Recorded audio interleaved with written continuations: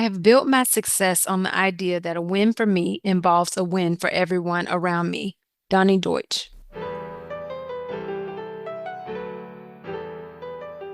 You have the power to be the boss of your own life. I'm your host, Monica Allen. I'm a wife, mom, entrepreneur, best-selling author, lifelong learner, and your biz bestie.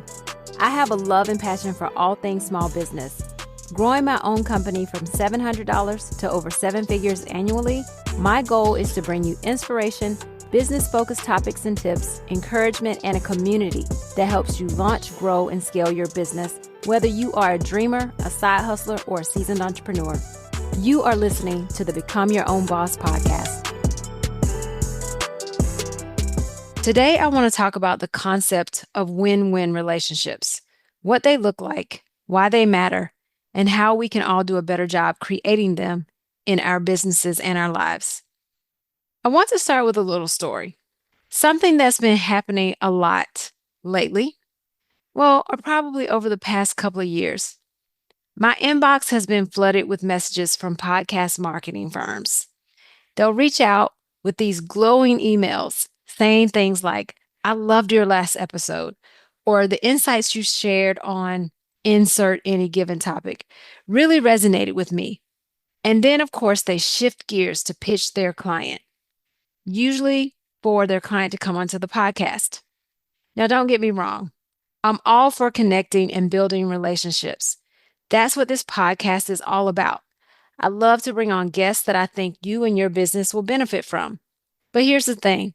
If you really love the episode or you really love the podcast and think it's so great, why haven't you left a review? Why not take that extra 2 minutes to genuinely support the show you supposedly enjoyed, the show you want your client to come on?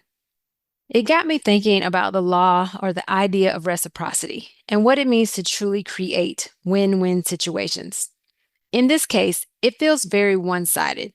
They want something from me, but they're not offering anything of real value in return. Don't get me wrong. I'm not saying that the people they're pitching don't have valuable topics that they want to discuss or that they don't have value, but it really is about them. Not you all, not the listener, not me as a host. And here's the kicker. Leaving a review would actually benefit both of us. Their review would boost the podcast visibility, which means more people, including potential clients for them, could discover the show. That's a win-win to me. What do you think? But instead, they've chosen the quick pitch route, or that's what I'm calling it. I don't know if that's a thing, which feels less like a partnership and more like a transaction. And I know transactions.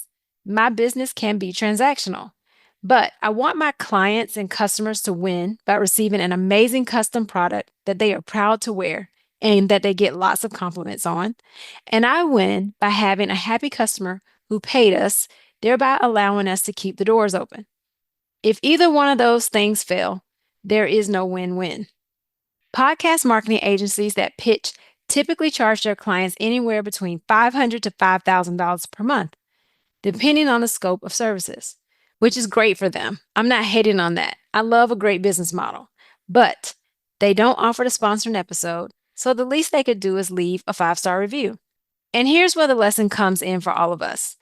Whether you're running a business, managing a team, or building a personal brand, relationships thrive when they're mutually beneficial. It's not just about what you can get, it's about what you can give as well. I get that they may think, well, I'm giving this podcaster a guest, but here's the truth. I already have a network of amazing guests to choose from. And if I need to, I can always share my own insights or knowledge. So what are they really bringing to the table? I want to share this because honestly, I know some of them are listening, but also I want us all to learn how to create more win-win relationships in our lives. Here are 4 ways to do this. Number 1, lead with value. Before you ask for something, think about what you can offer. First, maybe it's as simple as leaving a review, sharing a post, or giving a genuine compliment. Small acts of support go a long way. I love BNI's core value of giver's gain. BNI is an organization I joined early last year. It stands for Business Network International. The giver's gain core value is a philosophy that says, if I give to you, then you will be motivated to give to me or others. So again, lead with value. Number two, be authentic. People can spot insincerity a mile away. If you're reaching out to connect, make sure your intentions are genuine. If you're pitching a product or service, be upfront about it, but also show that you've done your homework and truly care about the person's needs and goals.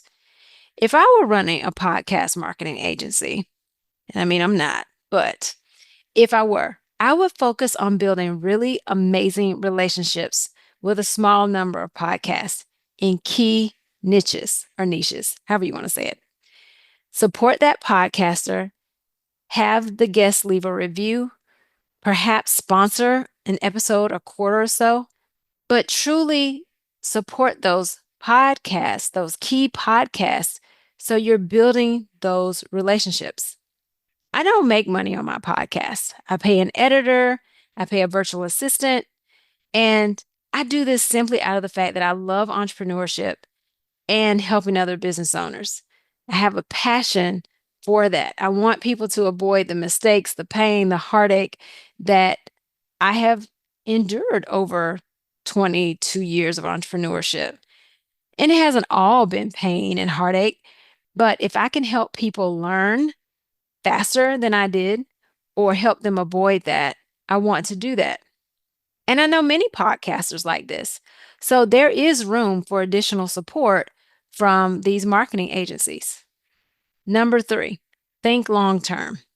Building relationships isn't about quick wins, it's about creating partnerships that stand the test of time. Focus on building trust and rapport before you ever talk about what you're hoping to gain. For instance, give the podcaster a shout out on your social media platform before you ask for something. This kind of support could help the podcaster grow their audience and increase downloads, which ultimately makes the podcast more appealing for your client. If your client sees strong results from appearing on the podcast that you booked them on, they're much more likely to return for future collaborations with your firm. It's all connected. Again, think long term. If you're a podcast marketing agency or agent listening to this, if you aren't able to bring your clients back or you find that you're churning through clients a lot, maybe look at how you're handling your clients, how you're also handling the podcasters that you're working with. Maybe build longer term relationships. Number four, celebrate others. This one's big. When you take the time to acknowledge and support someone else's work, it strengthens the bond between you. It also kind of goes back to the giver's game because if you're willing to acknowledge and support them, they'll be willing to acknowledge and support you. That's what a review, a share, or even a thoughtful public comment can do. I know I've been specifically talking about these marketing firms, but truthfully, reviews and referrals in our current business make a huge difference. We give customers gift cards for referrals, and we're truly grateful for all of the reviews that we get, especially the 5-star ones. But you know what? The thing is, even if you get a less than 5-star review, you can learn from that. And that is not all bad. It helps you make your business better. Let me say this, I'm not calling out these marketing firms to shame them. Instead, I'm using this as a teachable moment for all of us. Because let's be real, we've all been guilty of looking for the shortcut at some point. But when we shift our mindset to prioritize mutual benefit, the results are so much more rewarding. So here's my challenge to you. Think about the relationships in your life, whether personal or professional, because these really play a part in both spaces, even your relationship with your spouse or your significant other. Where can you create more win-win opportunities? Where can you give a little more before you ask? And if you're a loyal listener of this podcast, here's a very specific way you can create a win-win today. Leave a review. It helps me, it helps the podcast, and it helps more people like you discover the insights we're sharing here every single week. I truly enjoy bringing this podcast to you every week. And I truly enjoy sharing with you my journey Even after 22 years, I love to come on and talk about things that I'm learning and seeing. This is truly a lesson for me, and it makes me think about how I reach out to my clients and customers, how I follow up with them. Am I building relationships? Am I helping them? Is it a win win? I want it to be a win win. As always, thank you so much for listening today. I'm grateful for you.